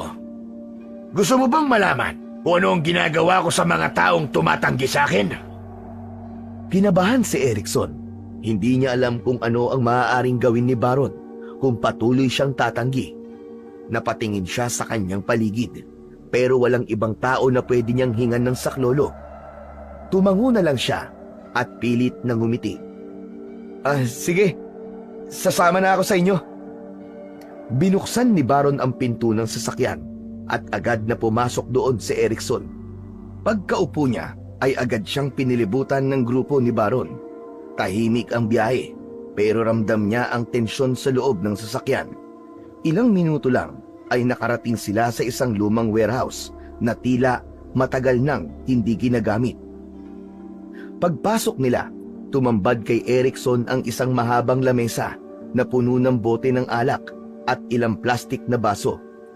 Agad na pumesto sina Baron sa mga bangko na naroon. Huwag kang matakot, Erickson. Wala kaming gagawing masama sa'yo. Mangyaring kaarawan ko kasi ngayon. Gusto ko lang namang makainuman ang nag-iisang kaibigan ni Diego. Dahil alam kong hindi sasama si Diego sa amin. Maligayang kaarawan sa'yo, Baron. Pero ano kasi, hindi ako umiinom eh. Ano ka, bata? Kahit nga mga teenager nag-iinom na ngayon. Hindi ka ba marunong makisama? Birthday ko ngayon. Hindi ka ba nakikinig? Sige. Iinom na ako, pero konti lang ha. Ayan! Ganyan dapat. Huwag kang matakot, bata. Masaya lang tayo rito. Happy lang. Inabutan ni Baron si Erickson ng isang baso na puno ng alak. Nanginig ang kamay niya nang tanggapin niya yon. Dahil sa takot na baka saktan siya ni na Baron, ay ininom niya ang laman na alak ng baso. Nang gumuhit ang alak sa kanyang lalamunan, ay napangiwi siya sa lasa nun. Para yung blade na gumuhit sa kanyang lalamunan. Halos masuka siya, pero pinigilan na lang niya ang kanyang sarili. Matapos ang unang tagay ni Erickson, ay naging sunod-sunod na yon. Tahimik lang siyang nakikinig sa usapan ni na Baron at ng mga tauhan nito. Habang tumatagal ang inuman, ay ramdam na ni Erickson na umiikot na ang paligid niya. Hindi siya sanay na uminom, pero ayaw niyang tumanggi sa grupo ni Baron. Hindi niya kayang makipagsabayan sa mga yon na parang ginagawa lang tubig ang alak. Maya-maya pa ay tinapik siya ni Baron sa balikat na ikinagulat niya. Alam mo, Erickson, napakaswerte talaga ng amo mong si Diego. Kahit kailan, hindi siya natatalo sa sabong. Oo nga, Baron. Ang galing niya talaga. Alaga kasi ng gusto mga manok niya, kaya kapag isinabak niya sa laban, talagang siguradong pagkapanalo. Nagpalitan ng tingin ang grupo ni Baron at may bahagyang ngising sumilay sa labi ng mga yon. Tumikhin si Baron. Talaga bang yun lang ang dahilan? Sigurado ka ba, Erickson? Wala bang ibang sikreto si Diego? Napahinto si Erickson. Lasing na siya at halos wala ng preno ang kanyang bibig. Napaisip siya saglit bago nagsalita. Meron. Ano yon, bata? Baka pwede mong sabihin sa akin. Hindi pwede. Sikreto nga, di ba? Huwag kang mag-alala. Magaling ako magtago ng sikreto. Sa atin lang yon. Kaya nga kung ano man ang sasabihin mo, mananatili pa rin sikreto, bata. Ano kasi, alam nyo, si Diego, ang totoo niyan meron siyang agimat. Agimat? Anong klaseng agimat? Agimat. Kaya swerte siya sa sabong. Pero, huwag niyong kukunin yun ha. Maghanap kayo ng sarili niyong agimat. Nagtawanan ang mga tauhan ni Baron, habang si Baron naman ay tila natuwa sa narinig. Huwag kang mag-alala, Erickson. Hindi kami magnanakaw. Hindi namin kukunin ang agimat ni Diego. Nagpatuloy ang inuman nila, habang si Erickson ay unti-unti nang nakakaramdam ng pagkahilo hanggang sa tuluyan na siyang nawalan ng ulirat. Ang huling narinig niya bago siya tuluyang mawalan ng malay ay ang tawanan ng grupo ni Baron na para bang may binubuong plano ang mga ito. Nang magising si Erickson, ay natagpuan niya ang kanyang sarili na nakahiga sa gilid ng kalsada. Nakahandusay siya roon at ramdam niya ang matinding sakit ng ulo at pagkahilo. Pilit niyang inalala ang nangyari, ngunit ang tanging malinaw sa isip niya ay ang pag-aya ni Baron na sumama siya rito at ang pagpunta nila sa isang lumang warehouse. Pagkatapos nun, ay blanko na ang kanyang alaala. Tumayo siya ng dahan-dahan at hinilot niya ang kanyang sentido para maibsan ang pananakit ng kanyang ulo. Halos madapa pa siya sa panghihina habang naglalakad pauwi sa kanila. Pagkarating niya sa bahay nila, sinalubong siya ni Lolo Emmanuel na bakas ang pag-aalala sa muka. Erickson, iho! Abay, saan ka ba nang galing? Ano nangyari sa'yo? Bakit ngayon ka lang nakauwi? Lolo, inaya po kasi ako ni Baron eh. Sumakay po ako sa sasakyan niya tapos dinala po ako sa isang warehouse. Nag-inuman po kami doon kasi sabi po niya birthday daw po niya. Pagkatapos po nun wala na po ako maalala sa mga sumunod na nangyari. Nagising na lang po ako na nasa gilid po ako ng kalsada. Malamang po, sila po nag-iwan sa akin doon. Sinong Baron na sinasabi mo? Kaibigan mo ba? Siya po yung siga doon sa sabungan, Lolo. Sinabi po sa akin ni Diego na iwasan ko siya. Pero hindi ko po siya natanggihan na pilitin niya po akong sumama sa kanila eh. Natakot po ako na baka kung anong gawin niya sa akin eh. Hayaan mo na yun. Salamat na lang sa Diyos at ligtas ka pa rin nakauwi, Erickson. Akala ko kung ano na nangyari sa'yo. Labis ako nag-alala. Kaya nga po, Lolo Pasensya na po kayo. Kahit nga po ako hindi makapaniwala na makakauwi ako ng buhay eh. Pasensya na po kung pinag-alala ko po kayo, Lolo Lo, magpapahinga lang po ako sandali. Mamaya po pupunta po ako sa bahay ni Boss Diego para magtrabaho. Aray, sakit ng ulo ko. O sige, magpahinga ka na muna. Pero Erickson, mag-ingat ka palagi. Huwag ka nang sasama ulit sa Baron na yon. Opo, Lo. Di lang po talaga ako nakatanggi sa kanya kahapon dahil natakot po talaga ako. Ang dami niyang kasamang bodyguard. Tumalikod na si Erickson sa kanyang lolo at naglakad na siya papasok sa kanyang kwarto. Agad siyang humiga at habang nakahiga ay pilit niyang inisip kung ano ang tunay na nangyari sa kanya nung gabing yun. Ngunit kahit na anong gawing paghalukay niya sa kanyang isipan, ay wala talaga siyang maalala. Pagkagising ni Erickson, ay ramdam pa rin niya ang kaunting bigat ng kanyang buong katawan. Ngunit minabuti niyang bumangon dahil may trabaho pa siya sa araw na yon. Naghilamos siya at nagbihis ng malinis na damit bago tumungo sa bahay ng kanyang amo na si Diego. Pagdating niya roon, nadatnan niya si Diego na naglilinis ng kulungan ng mga manok. Agad siyang lumapit at nahiya siya dahil ang amo na niya ang gumawa ng dapat ay trabaho niya. Naku, bossing, pasensya na po Tanghali na po ako dumating. Bakit ngayon ka lang? Ayos ka lang ba? Akala ko kung ano na nangyari sa'yo Bossing, medyo masama lang po kasi ang pakiramdam ko kaninang umaga Pero ayos na po ako ngayon. Hindi na binanggit pa ni Erickson ang tungkol sa pakikipag-inuman niya kina Baron kagabi dahil baka mag-alala lang si Diego kapag nalaman ito yon. Kung ganun dapat hindi ka na lang muna nagpunta rito kung masama pala ang pakiramdam mo. Mas makabubuti kung makapagpahinga ka ng maayos. Kaya ko naman po, boss. Ayoko po mamiss ako ng mga manok nyo at baka magtampo na naman po sila sa akin. Ikaw talaga. Nag-aalala lang ako sa'yo, Erickson. Pero kung kaya mo talaga, hayaan na lang kita magtrabaho. Basta kung hindi mo na kaya, ay magsabi ka lang sa akin Walang problema sa akin yun. Tumango si Erickson at nagsimula na siyang magtrabaho. Ngunit habang abala siya sa pagpapakain ng mga manok, ay pinilit pa rin niyang alalahanin ang nangyari kagabi. Paulit-ulit niyang iniisip ang bawat detalye, mula sa pagsakay niya sa sasakyan ni Baron hanggang sa pag-iinom nila sa warehouse. Ngunit kahit na anong pilit niya, ay hindi niya na maalala ang nangyari pagkatapos niyang malasing.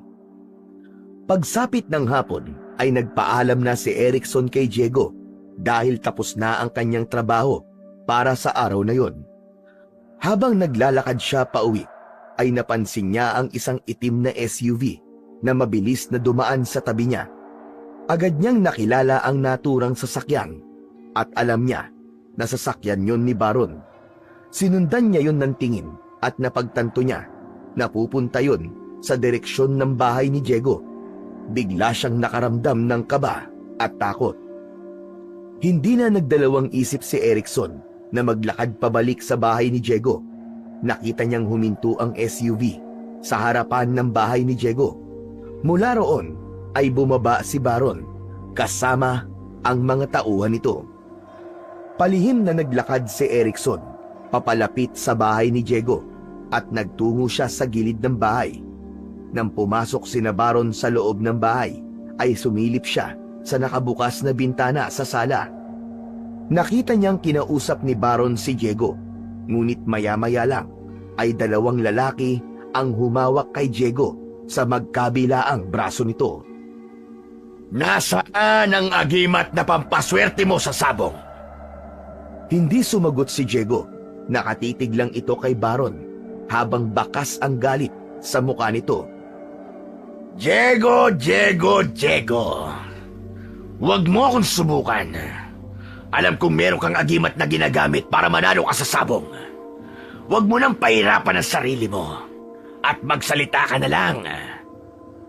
Tahimik pa rin si Diego ng mga sandaling yon hanggang sa napuno na si Baron at bigla na lang nitong sinuntok si Diego sa sikmura. Halos mapaluhod naman si Diego sa tindi ng sakit, ngunit hindi pa rin ito nagsalita. Ayaw mo pa rin magsalita, ha? Matigas ka? Tignan natin kung hanggang saan ang kaya mo.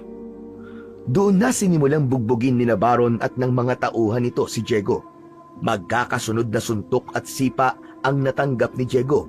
Lahat ng yon ay nasaksihan ni Erickson mula sa bintana. Gusto niyang sumigaw o tumulong, ngunit natakot siyang madamay. Isa pa, alam niya na wala siyang laban kina Baron. Huling hirit na to, Diego. Nasaan ang agimat?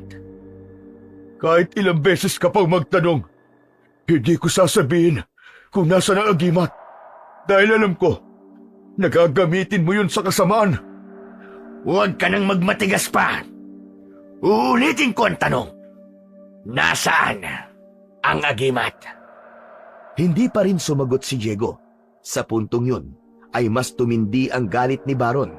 Nanlaki na ang mga mata ni Erickson nang maglabas ng kutsilyo si Baron at sa harapan ng mga tauhan nito ay bigla nitong sinaksak si Diego sa tiyan. Akala ni Erickson ay isang beses lang yung gagawin ni Baron, ngunit ang isang saksak ay nasundan pa ng isa at ng isa pa hanggang sa maging sunod-sunod na yon. Pinuno ng tawanan ng mga tauhan ni Baron ang bahay ni Diego.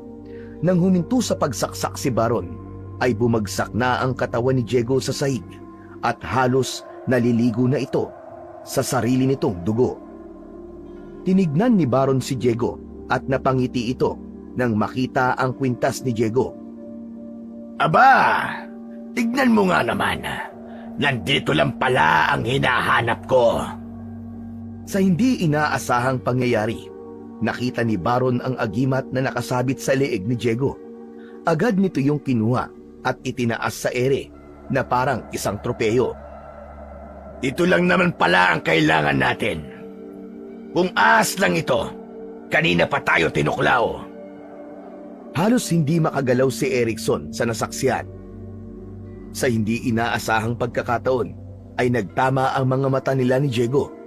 Nakita niya sa mga mata nito na sinasabi nito na umalis na siya at tumakas. Maghukay na kayo sa likod ng bahay, mga bata. Doon natin ibabaw ng tao ito. Walang dapat na makaalam nito. Sa sobrang takot ni Erickson na madamay, ay agad siyang tumakbo palayo. Habang tumatakbo, hindi niya mapigilan ang pag-agos ng kanyang luha sa pagkasawi ng kanyang kaibigan at boss na si Diego. Wala man lang siyang nagawa na tulungan ito dahil pinangunahan siya ng takot. Bukod doon, ipinagtataka rin niya kung paano nalaman ni Baron ang tungkol sa agimat na meron ang kanyang amo. Nang makauwi si Erickson sa bahay nila, ay nakatulala siya at nangingilid pa rin ang mga luha. Nakasalubong niya si Lolo Emmanuel sa pintuan na palabas na sana ng bahay. Oh, nandito ka na pala. Susunduin na sana kita sa bahay ni Diego dahil hindi ka pa umuwi. Ano nangyari sa'yo? At para kang nakakita ng multo. Wala po, Lolo. Medyo pagod lang po ako. Ang dami ko po kasing ginawa ngayon sa manukan, kaya ngayon lang po ako nakauwi. Abay, ganun ba? Mabuti pa'y maghapunan na tayo. Alam ko nagugutom ka na. Ikaw na lang po muna ang kumain, Lolo. Nagmerienda naman po kasi ako kanina bago po ako umuwi. Magpapahangin na lang po muna ako dito.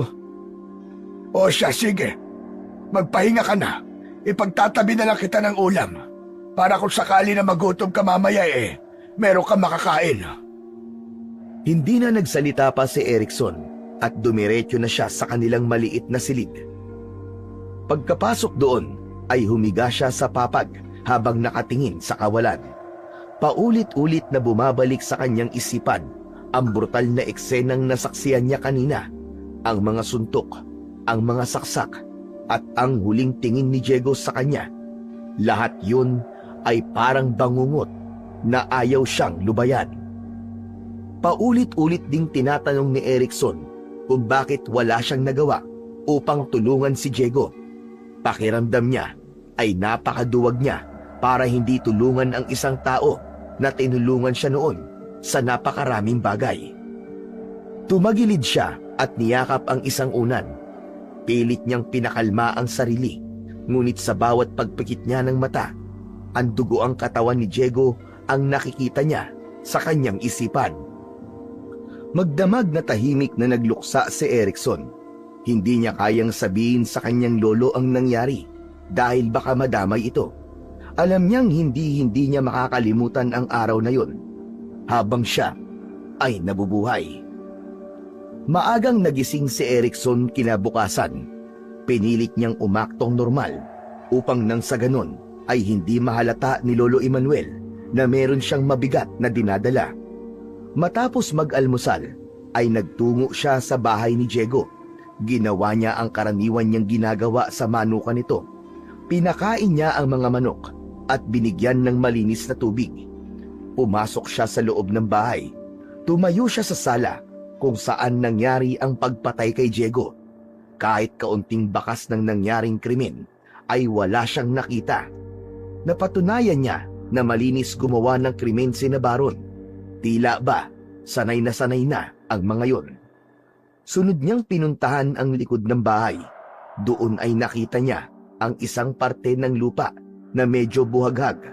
Tanda na doon ibinaon ang katawan ni Diego. Marahang lumapit si Erickson sa parting yun ng lupa sa likod ng bahay.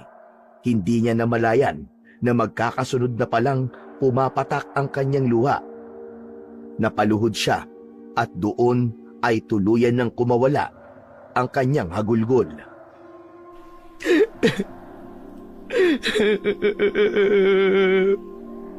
Boss Diego, patawad kung wala akong nagawa para iligtas ka. Patawarin mo ako kung naduwag ako, boss. Patawarin mo ako. Ilang minuto na nasa ganoong pwesto si Erickson, hinayaan lang niya ang kanyang emosyon dahil doon lang niya yun pwedeng gawin. Bago siya umalis, nangako siya kay Diego na kahit wala na ito, ay hindi pa rin niya pababayaan ang mga alaga nitong manok. Mula sa bahay ni Diego, ay dumiretso si Erickson sa sabungan. Nais niyang balikan ang lugar kung saan sila unang nagkakilala ni Diego. Pagdating niya roon, halos sumikip ang kanyang dibdib nang makita niya si Baron na suot ang agimat ni Diego. Nakita siya ni Baron at nakangisi yung lumapit sa kanya. Pinilit ni Erickson na umaktong normal dahil sa takot na maramdaman ni Baron na alam niya ang ginawa nitong pagpatay kay Diego. Erickson! Mag-isa ka yata. Nasaan ang boss mo? Hindi ko alam eh. Wala siya sa bahay niya nung nagpunta ako ron kanina. Baka may pinuntahan lang. Ganon talaga si Diego. Madalas ay umaalis nang hindi nagpapaalam. Tapos kung minsan, sobrang tagal na nawawala. Siya nga pala, Erickson. Maraming salamat sa'yo. Salamat? Para saan? Basta, maraming salamat, bata. O paano? Diyan ka na at magsisimula lang sabong. Nararamdaman ko na magiging swerte ang araw na ito para sa akin. O sige, bata, maiwan na kita. Ilang beses na tinapik ni Baron ang balikat ni Erickson. Napansin niya ang makahulugang tingin nito sa kanya bago ito maglakad palayo. Hindi maintindihan ni Erickson kung bakit, pero tila may kung anong bagay ang nagtatago sa pasasalamat na yon ni Baron sa kanya. Sa mga lumipas na araw, ay napansin ni Erickson na wala man lang naghahanap kay Diego. Naghintay siya na merong makapansin ng pagkawala nito, ngunit tila ang mga tao sa lugar nila ay hindi masyadong kilala si Diego, kaya walang naghahanap sa lalaki. Maaari naman na magsumbong siya sa mga pulis, ngunit pinangungunahan siya ng takot dahil alam niya na protektado ng pulis ang grupo ni Baron at baka yun pa ang ikapahamak nila ng kanyang lolo Emmanuel. Isang umaga, muling nagtungo si Erickson sa sabungan. Sa tuwing naaalala niya si Diego, ay sa lugar na yun siya nagpupunta, maliban sa bahay nito. Pagdating niya roon, ay napansin niya ang hindi pangkaraniwang dami ng tao na nagkukumpulan sa gitna ng sabungan. Agad niyang naramdaman na may hindi magandang nangyari. Lumapit si Erickson upang alamin kung ano ang pinagkakaguluhan ng mga tao. Sumiksik siya sa kumpulan hanggang sa nakita niya ang 3 lalaki na nakahandusay sa mismong pinagsasabungan ng mga manok na kung tawagin ay ruweda.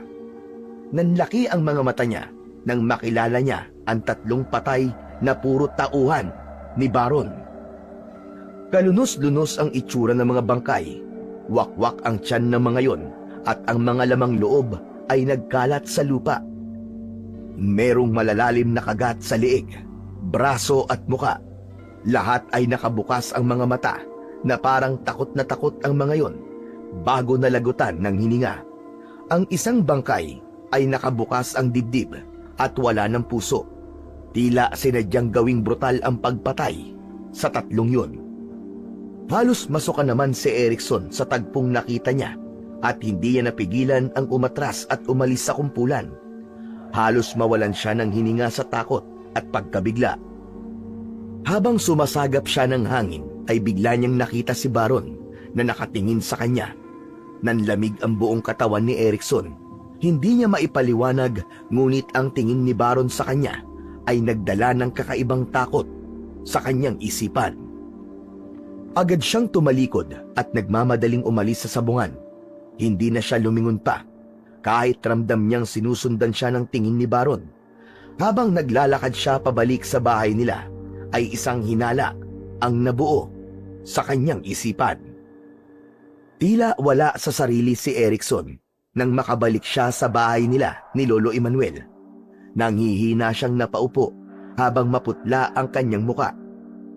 Pakiramdam niya ay binuhusan siya ng maraming yelo sa tindi ng panlalamig ng buo niyang katawan.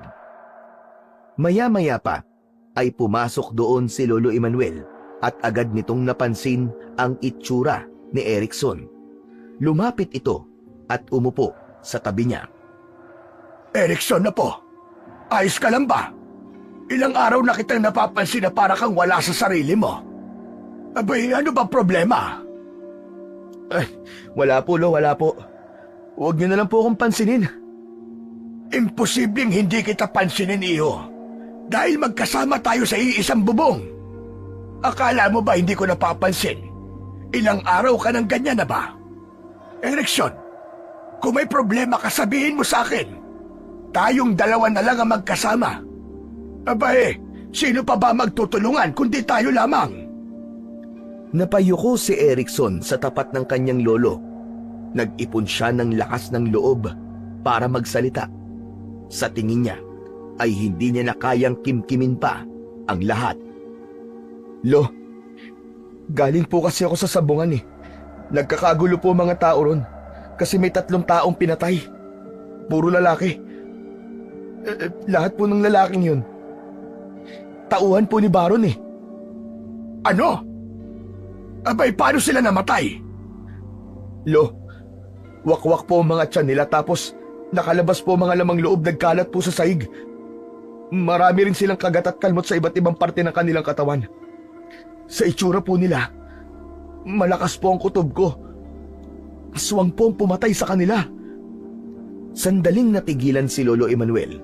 Kita ni Erickson sa mukha ng matanda na may nabuong hinala rito. Si Diego ba ang pumatay sa kanila? May alitan ba sila ni Baron? Si Diego lang ang kilala kong aswang dito sa lugar natin. Si Boss Diego lang po ang alam kong pumatay sa kanila. Pero ano po eh? Pero ano? Imposible po kasi na si Boss Diego ang pumatay sa kanila, Lo. Dahil wala na po si Boss Diego. Patay na po siya, Lo. Patay na siya. Pinatay siya ni na Baron. Anong ibig mo sabihin patay na si Diego? Kailan pa? Bakit hindi mo sinabi sa akin? Hindi ko po alam kung paano po ipapaliwanag sa inyo, Lo eh. Nakita ko po mismo kung paano pinatay ni na Baron si Boss Diego. Hindi ko po alam kung anong paniniwalaan ko, Lo. Erickson, tumingin ka sa akin. Kailangan mong sabihin sa akin ang buong nangyari para maintindihan kita. Lo, sigurado akong patay na si Boss Diego. Patay na po siya. Patay na siya, Lo. Nakita ko po mismo kung paano siya pinatay ni na Baron. Binugbog muna nila si Boss Diego. Kasi gustong kunin ni Baron yung agimat ni Boss Diego na pampaswerte sa sugal. Pero hindi sinabi ni Boss Diego kung nasan ang agimat kaya nagalit si Baron. Paulit-ulit niyang sinaksak si Boss Diego gamit ang isang kutsilyo. Tapos nang patay na si Boss Diego, ibinaon nila ang katawan nito sa likod ng bahay. Natakot po ako magsalita kasi alam ko na malakas ang kapit ni na Baron sa mga pulis. Natatakot po ako para sa buhay natin, Lo. Pero yung mga pinatay na tauhan ni Baron, malakas po ang pakiramdam ko na si Boss Diego ang gumawa nun. Pero paano yun mangyayari kung patay na siya? Isang malalim na buntong hininga ang pinakawalan ni Lolo Emmanuel. Ipinatong nito ang isang kamay sa hita ni Erickson. Erickson, iho. Kailangan natin masiguro kung patay na nga ba talaga si Diego para masagot ang lahat ng gumugulo sa isip mo ngayon. Pero Lo, paano po natin gagawin yon? Kailangan nating hukayin ang pinaglibingan kay Diego. Hindi ko kayang gawin yun, Lo. Natatakot po ako eh. Erickson, iho. Paano kung hindi talaga patay si Diego? Kailangan malaman natin ang katotohanan. Wala tayong ibang pagpipilian kundi ang gawin yon. Lalong lumalim ang kaba at takot ni Erickson sa kanyang sarili. Pero alam niya na tama ang kanyang lolo. Hindi ko po alam, Lo, kung kakayanin ko. Kaya nga sasamahan kita. Mamayang gabi, pupunta tayo kung saan nilibing si Diego. Huhukayin natin yon para malaman natin ang totoo. Hindi na nagsalita pa si Erickson. Iniisip pa lang niya na makikita niya ang naaagnas na bangkay ni Diego ay kinikilabutan na kagad siya. Ngunit mukhang wala na talaga siyang pagpipilian kundi gawin ang ideya ni Lolo Emmanuel. Kinagabihan ay nagtungo na nga sina Erickson at Lolo Emmanuel sa bahay ni Diego. Dala ang isang pala, piko at gasera. Nakakabingi ang katahimikan sa bakuran ni Diego. Agad silang nagtungo sa likod ng bahay at doon ay itinuro ni Erickson sa kanyang lolo kung saan inilibing ni na Baron ang amo niyang si Diego. Agad nilang sinimulan ang paghuhukay. Si Lolo Emmanuel ang nagbungkal ng lupa gamit ang piko, habang si Erickson naman ang naghuhukay gamit ang pala. Binilisan nila ang paghuhukay dahil nais na nilang malaman ang katotohanan. Makalipas lamang ang ilang minuto, halos hanggang tuhod na ni Erikson ang lalim ng nahukay nila. Tuloy pa rin sila sa kanilang ginagawa. Palakas na rin ng palakas ang kabog ng dibdib ni Erikson. Paulit-ulit siyang nagdadasal na sana ay wala na roon ang katawan ni Diego, dahil kung ganon ay malaki ang posibilidad na buhay pa ito. Pero sa gitna ng kanilang paghuhukay ay may narinig silang mga yabag na papalapit sa kanilang kinaroroonan. Napahinto sila at sabay na napatingin sa direksyon ng yabag. Sa tulong ng liwanag ng gasera ay nakita nila si Baron na kasama ang dalawa nitong tauhan na naglalakad papunta sa kinaroroonan nila. Armado ng baril ang tatlo. Huminto si na Baron ng ilang dipa ang layo mula kina Erikson. "Baron, anong ginagawa niyo rito?" Tama nga ang hinala ko. Alam mong pinatay namin si Diego. Umamin ka nga, Erikson. Ikaw ba ang pumatay sa mga tauhan ko? Naghihiganti ka ba dahil pinatay namin ang amo mo? Nagkakamali ka. Wala akong kinalaman doon. Pero kung pinatay man sila, dapat lang yun sa kanila. Dahil sa ginawa niyo kay Boss Diego. Napakatapang mo, Erikson. Pero tandaan mo, ang tapang na yan, ang papatay sa'yo. Hindi ko hahayaan na saktan mo ang apo ko! Demonyo ka! Nagtawanan si Baron at ang mga tauhan nito sa sinabi ni Lolo Emmanuel. Bakit? Anong magagawa ng isang matanda na gaya mo, ha? Wala. Pero huwag ka mag-alala. Pagkatapos kong patayin ang apo mo, ikaw naman ang isusunod ko. At dyan sa hukay na yan ko kayo ililibing. Kasama ni Diego. Itinaas ni Baron ang baril at itinutok yun kay Erikson. Napayakap si Erikson kay Lolo Emmanuel. Nagsimula na siyang umiyak dahil pakiramdam niya ay katapusan na nila ng kanyang lolo. Baron! Baron, wag! Maawa ka! Ako na lang ang patayin mo! Huwag mo lang idamay ang lolo ko, nagmamakaawa ko sa'yo! Alam mo ba, Erikson, kung may dapat sisihin kung bakit namatay si Diego, ay ikaw yun. Alam mo ba nung nagiinuman tayo, ikaw mismo nagsabi sa akin ng tungkol sa kanyang agimat. Biglang natigilan si Erikson. Nanlaki ang kanyang mga mata habang unti-unting naging malinaw sa kanya ang mga sinabi niya nung nakipag-inuman siya kina Baron. Hindi ko sinasadyang sabihin yun. Nilasing niyo ako para sabihin ko kung anong sekreto ni Diego.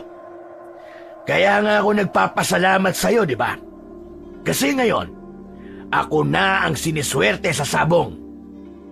Nanghina si Erikson sa kanyang narinig, pero mas lalo siyang nanghina nang naglakad na si Baron palapit sa kanila.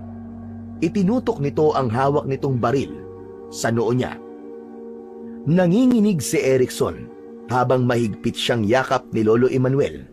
Kahit katiting ay wala silang nakitang awa sa muka ni Baron. Ngunit lahat sila ay biglang natigilan nang umalingaw-ngaw mula kung saan ang isang nakakatakot na pag-angil na parang galing sa isang mabangis na hayop. Mula sa kung saan ay isang aswang ang inatake ang isa sa mga tauhan ni Baron. Napasigaw ito ng sunggaban ito ng aswang. Kinagat ng aswang sa liig ang lalaki at sinaksak ng aswang ang matatalim nitong mga kuko sa dibdib ng tauhan ni Baron. Winakwak ng aswang ang dibdib ng lalaki nang walang kahirap-hirap. Nagimbal si Baron sa nasaksiyan. Itinutok nito ang baril sa aswang at pinaputokan yun. Sunod-sunod ang pinakawalang bala ni Baron, ngunit sa bawat putok ng baril ay mabilis na nakakaiwas ang aswang. Sa isang iglap, nawala ang aswang sa kanilang paningin at hindi na nila nalaman kung saan yun nagpunta. Hindi nakapagsalita si Erikson, pero nagkaroon siya ng kutob na si Diego ang aswang na yun. Sa kabila ng kanilang sitwasyon, ay may sayang bumangon sa puso niya dahil mukhang buhay pa talaga ang amo at ang kaibigan niya na si Diego. Huwag kang magtago, hayop ka! Harapin mo ako! Biglang lumitaw ang aswang sa likod ng natitirang tauhan ni Baron. At sa isang mabilis na pagkilos, sinunggaban nito ang lalaki at pinilipit ang leeg nito hanggang sa narinig nila ang nakakapangilabot na tunog ng pagkabali ng mga buto nito sa leeg. Nang bumagsak sa lupa ang katawan ng lalaki, ay winakwak ng aswang ang tiyan nito at gamit ang matatalim nitong mga kuko ay walang awa nitong inilabas ang mga lamang loob ng tauhan ni Baron. Sino? Kasing halimaw ka! Muling itinaas ni Baron ang kanyang baril at sunod-sunod na pinaputukan ang aswang. Ngunit masyadong mabilis ang paggalaw ng aswang, kaya kahit isa sa mga bala ni Baron ay hindi dito tumama. Tuloy-tuloy lang si Baron sa pagbaril sa aswang habang sumisigaw hanggang sa naubusan na ito ng bala. Sinakmal ng takot si Baron. Itinapon nito sa lupa ang baril. Nagimbal si Baron nang makita nito na nakatayo na ang aswang sa harapan nito. Unti-unting naglakad ang aswang palapit kay Baron. Sino ka? Anong klaseng halimaw ka? Hindi mo ba ako nakikilala, Baron? Ako lang naman ang taong pinatay mo. Si Diego. Ikaw? Hindi. Imposible. Patay ka na. Pinatay na kita. At ngayon, ikaw naman ang papatayin ko. Nagpatuloy sa paglalakad ng aswang hanggang sa tuluyan itong nakalapit kay Baron. Ngunit biglang naglabas ng kutsilyo si Baron at mabilis nito yung isinaksak sa tiyan ng aswang. Buong gigil nito yung ibinaon sa katawan ng aswang habang nakangisi. O ano ha? Akala mo ba porket aswang ka ay kaya mo na akong patayin? Nagkakamali ka. Si Baron ako. Kahit aswang ka pa, kayang-kaya kitang patayin ulit. Sisiguraduhin kong hindi ka na makakabaon sa hukay ngayon, Diego. Paulit-ulit na sinaksak ni Baron si Diego sa tiyan. Sa pagkakataon na yon, ay alam na ni Erikson na kailangan niyang kumilos. Kinuha niya ang piko at tahimik na naglakad papunta sa likod ni Baron. Walang pagdadalawang isip na hinataw ni Erikson ng piko ang likod ni Baron. Tumusok ang piko sa likod nun. Napasigaw naman sa sakit si Baron. Huminto ito sa pagsaksak sa aswang at marahan itong humarap kay Erikson. Napaatras naman si Erikson na mga sandaling yon nang makita ang galit na muka ni Baron. Humakbang si Baron papalapit kay Erikson, pero bago pa man ito makalapit sa kanya, ay mabilis na sinunggaban ng aswang ang leeg ni Baron. Marahas na hinila ng aswang ang laman ni Baron sa leeg at bumulwak mula roon ang masaganang dugo. Nang bumagsak na sa lupa si Baron, ay galit na paulit-ulit na kinalmot at kinagat ng aswang ang katawan ni Baron.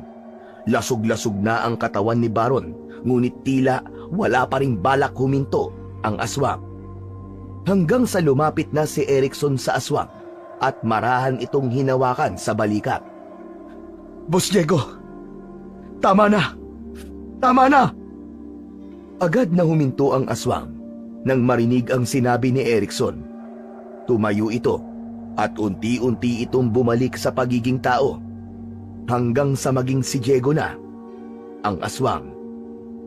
Humarap si Diego kay Erikson habang puno ng dugo ang mga kamay at bibig nito. Nang tuluyang bumalik na sa anyong tao si Diego, ay mabilis itong niyakap ni Erikson. Pumalas agad si Erikson sa yakap at hindi makapaniwalang tinignan ang kanyang among si Diego. Hindi ako makapaniwala, boss, na buhay ka pa. Akala ko talaga patay ka na, boss. Yun din ang akala ko. Pero matapos nila akong ibaon sa lupa, bigla ako nagising. Hindi ko alam kung paano yun nangyari. Pero naisip ko na baka hindi ko pa talaga oras kaya ginawa ko ang lahat para makaahon sa pinaglibingan nila sa akin. At bilang paghihiganti, napilitan akong pumatay. Hindi ko ginusto yun, Erickson.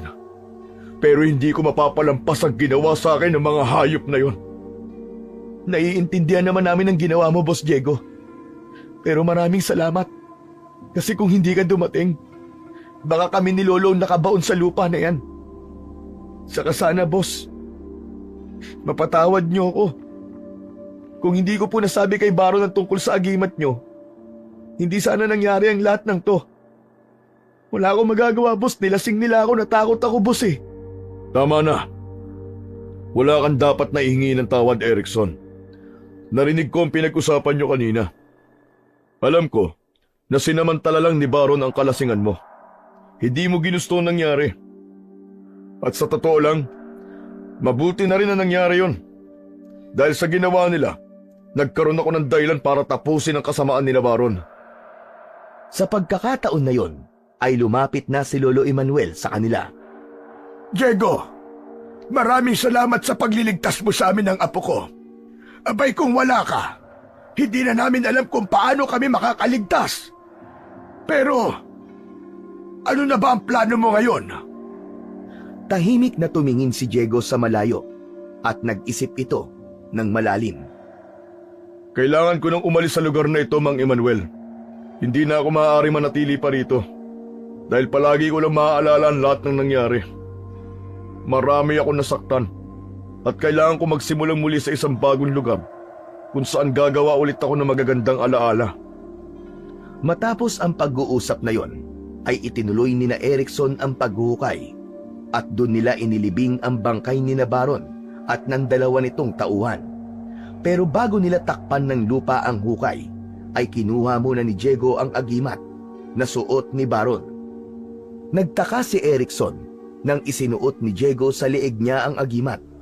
Sinabi sa kanya ni Diego na simula sa araw na yon ay si Erickson na ang bagong may-ari ng agimat nito.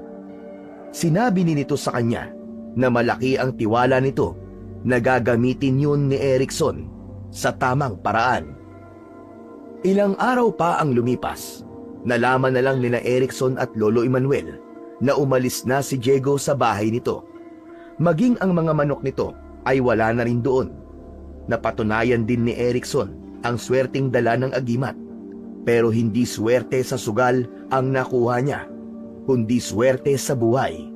Pinag-aral siya ng tita niya na nasa ibang bansa hanggang makatapos siya ng law. Maraming taon nang hindi nakikita ni Erickson si Diego, ngunit ang alaala nito at ang kabutihan nito sa kabila ng pagiging aswang ay habang buhay nang mananatili sa kanyang puso at alaala. Saan na naman ba ang tungo mo? At nakita kong kumuha ka ng pera